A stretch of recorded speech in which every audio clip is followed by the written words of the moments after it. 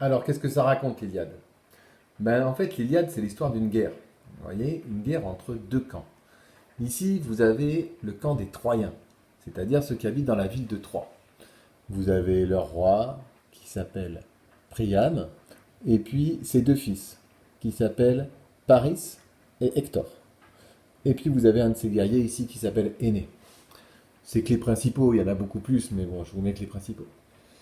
Et puis, ils vont se battre contre le camp des Grecs. Les Grecs, ce sont tous les rois qui habitent dans ce qu'on appelle aujourd'hui la Grèce, mais qui est en fait un archipel avec plusieurs îles. Donc il y a plusieurs cités qui vont s'allier pour aller faire la guerre à Troie. Mais alors pourquoi ils font la guerre? Eh bien parce que notre ami Paris a eu la bonne idée de tomber amoureux d'Hélène. Hélène, en fait, c'était la femme de Ménélas. Et Ménélas, il est grec, lui.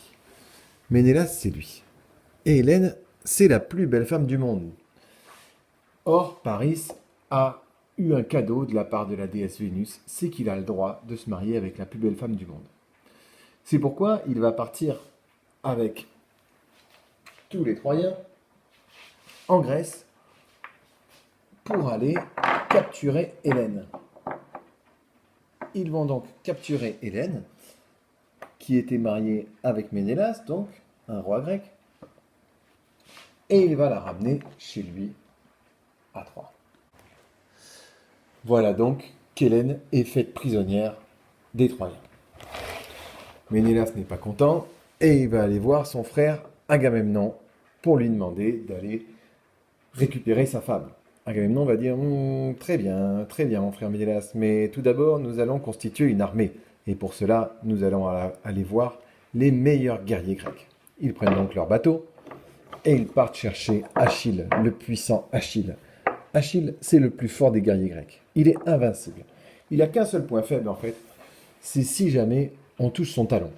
Bon, si on touche son talon, il meurt. Sinon, il est invincible. Achille accepte. Il a envie de se battre pour l'honneur de son ami Ménélas, mais il amène avec lui son meilleur ami. Son meilleur ami, c'est Patrocle. Ils vont ensuite, tous sur le même bateau, chercher Ulysse. Ulysse, c'est lui. Ulysse, c'est l'homme le plus rusé et le plus intelligent de toute la Grèce. Et tous ensemble, ils vont partir faire la guerre à Troie. Alors bien sûr, chacun amène une armée avec lui, vous imaginerez bien. Et donc ils arrivent devant Troie, et ils vont demander à Priam et Paris et Hector et Énée de leur rendre Hélène. Mais bien sûr, les Troyens refusent. C'est pourquoi les Grecs vont décider de faire le siège de la ville. Alors le siège de la ville, qu'est-ce que ça veut dire? Eh bien ça veut dire qu'ils vont mettre des tentes autour de la ville, ils vont construire un campement et ils vont s'y installer pour y habiter. Et ils vont habiter devant la ville, empêchant ainsi les Troyens de sortir. Pendant que les Troyens vont empêcher les Grecs de rentrer dans la ville.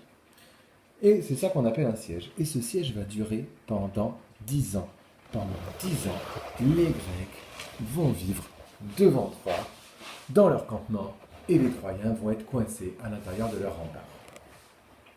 Pendant 10 ans, bien sûr, ils vont aussi se battre, faire la guerre. Alors, je passe un peu les détails, mais l'Iliade va commencer à la fin de la guerre. C'est-à-dire que quand le livre commence, tout ça, ça s'est déjà passé. Et on commence à la fin de la guerre. Et qu'est-ce qui se passe à la fin de la guerre? C'est que Achille va se disputer avec son ami et son chef Agamemnon. Donc les deux vont se disputer. Et comme les deux vont se disputer, Achille va décider de ne plus combattre avec les Grecs. Et il va partir bouder dans sa tente. Et comme il part bouder dans sa tente, eh bien, les Troyens se disent, on va en profiter pour les attaquer. Et ils vont tous les attaquer. Le combat va commencer. Alors, il faut savoir que parmi les Troyens, en fait, il y a Hector. Et Hector, il est vraiment, vraiment surpuissant. Il est capable de battre n'importe quel autre guerrier, sauf, bien sûr, Achille, qui est invincible. Mais comme maintenant, chez les Grecs, Achille a décidé de ne plus se battre, Hector va s'en donner à cœur joie. Et il va commencer à décimer complètement l'armée des Grecs, qui ont tous très peur. Ils ont très peur d'Hector, et ils ont très peur parce qu'ils sont en train de perdre la guerre. C'est alors que Patrocle a une idée. Patrocle, vous vous souvenez, c'est le meilleur ami d'Achille. En fait, il va aller se cacher dans la tente d'Achille. Et il va lui demander, Achille, s'il te plaît, prête-moi ton armure. Et c'est alors qu'Achille lui prête son armure. Il ne sait pas trop pourquoi. Achille, il boude, il veut plus se battre. Et là, Patrocle sort déguisé en Achille. Les Troyens pensent alors qu'Achille est revenu. Et ils repartent tous, ils ont tous peur, ils repartent se cacher. Mais Hector, lui, se dit, c'est le moment. C'est le moment pour moi de me battre enfin contre Achille. Mais il ne sait pas qu'il ne s'agit pas d'Achille mais de Patrocle. Ils se battent alors, et bien sûr, Hector tue Patrocle. À ce moment-là, Achille, voyant que son meilleur ami est mort, entre dans une colère folle. Et il va sortir de sa tente et tuer Hector. Mais Achille est tellement en colère qu'il va décider de traîner le corps d'Hector devant les remparts de Troie pour le déshonorer. Il veut détruire le cadavre d'Hector pour que son père, Priam, qui voit tout, soit déshonoré. Mais les dieux qui regardent tout ça ne l'entendent pas de cette façon et ils vont protéger le corps d'Hector, ce qui fait qu'il va rester complètement intact. Achille va se calmer au bout de quelques jours et il va finalement rendre le corps d'Hector à son père afin de lui demander pardon. Voilà, cet épisode est terminé, mais la guerre, elle, n'est pas terminée. Il reste encore à savoir comment récupérer Hélène et comment gagner. Dans une autre bataille, Paris, donc qui était à l'origine de la bataille, souvenez-vous, Paris, lui, va tirer une flèche dans le talon d'Achille.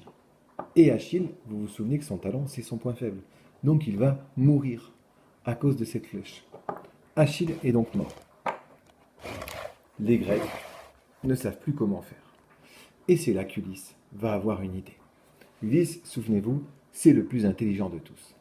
Alors voilà ce qu'il va dire. Il va dire à ses compagnons, j'ai une idée.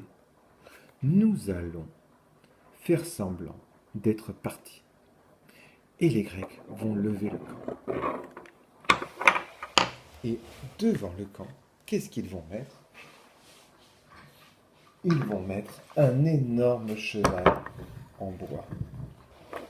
À l'intérieur de ce cheval, ils vont se cacher.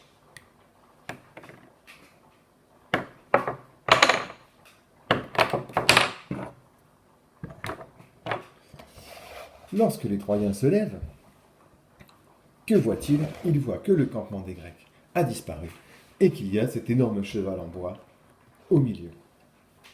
Priam se dit, nous avons gagné la guerre, ayant perdu Achille, ils ont pris peur et ils sont rentrés chez eux. Enfin, au bout de 10 ans, nous avons enfin gagné la guerre de Troie. Et en plus, ce magnifique cheval est certainement un cadeau des dieux. Nous allons donc le faire entrer dans notre cité. Et ils ouvrent les remparts. Ils ouvrent les remparts de la cité et ils vont faire entrer le cheval, sans savoir que tous les guerriers grecs sont cachés dedans. Les Troyens sont tellement heureux qu'ils font la fête, et ils font la fête en buvant beaucoup toute la nuit. Et au moment où ils sont ivres-morts et qu'ils sont tous en train de dormir, eh bien, les Grecs vont sortir de leur cachette et massacrer les Troyens pendant leur sommeil, détruire la ville de Troie et récupérer Hélène. Alors, il y a des Troyens qui arrivent à s'en sortir, notamment Énée, dont je ne vous ai pas beaucoup parlé. Et Énée, il va s'enfuir et il ira vivre une aventure qui sera racontée dans un texte qui s'appelle l'Énéide, mais qui sera écrit bien plus tard. Maintenant que la guerre est enfin gagnée, Ménélas a retrouvé sa femme. Les Troyens sont morts et chacun va rentrer chez lui.